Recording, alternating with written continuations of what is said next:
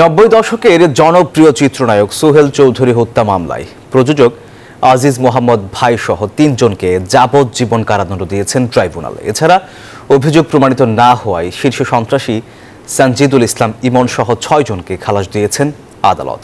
বৃহস্পতিবার ঢাকার দ্রুত বিচার ট্রাইব্যুনাল 2 এর বিচারক অরুণাভ চক্রবর্তী এই রায় ঘোষণা করেন। দণ্ডপ্রাপ্ত সব আসামি পলাতক থাকলেও রায়ে ক্ষুব্ধ রাষ্ট্রনিযুক্ত আইনজীবী।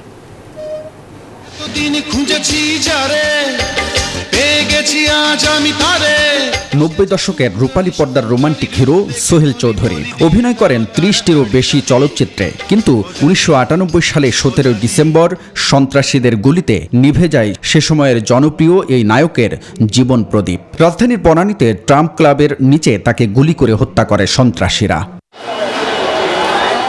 আলোচিত এই হত্যাকাণ্ডে সোহেলের ভাইয়ের করা গুলশান থানার মামলায় 9 জনকে অভিযুক্ত করে অভিযোগপত্র দেয় পুলিশ। এর মধ্যে শীর্ষ সন্ত্রাসী হিসেবে পরিচিত সানজিদুল ইসলাম ইমন, আশিস রায় ওরফে বোতল চৌধুরী ও ঢালিউডের প্রভাবশালী প্রযোজক আজিজ মোহাম্মদ ভাই, বনানীর তৎকালীন ট্রাম্প ক্লাবের মালিক আশফাকুল ইসলাম ওরফে বান্টি ইসলাম এবং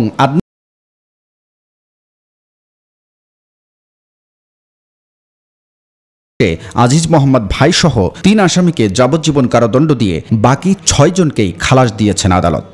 পূর্ণাঙ্গ রায়টা পাওয়ার পরেই আমরা এটা বুঝতে পারবো যে এটা আমরা আপিলে যাব কি যাব না, কারণ যদি সেরকম যদি অ্যানোমালিস আমরা পাই তাহলে সেক্ষেত্রে আমরা অবশ্যই আপিল করব। এ রায়ে খালাসপ্রাপ্তরা খুশি হলেও সংক্ষুব্ধ সাজাপ্রাপ্ত আইনজীবী আজিজ মোহাম্মদ ভাইয়ের পক্ষে রাষ্ট্রনিযুক্ত আইনজীবী।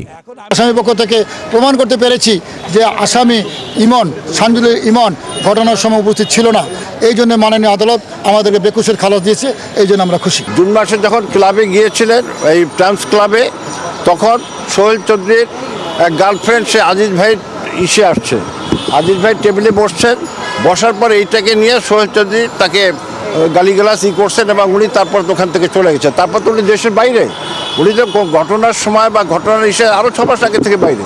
রায়ে আদালত বলেন, উপযুক্ত সাক্ষ্য প্রমাণের অভাবে সকল অভিযুক্তকে সাজা দেওয়া যায়নি। এছাড়া সাক্ষীরা পক্ষপাতদুষ্ট হয়ে গা বাঁচিয়ে সাক্ষ্য দিয়েছেন বলেও জানান আদালত। হাবিবুল ইসলাম হাবিব, নিউজ 24, ঢাকা।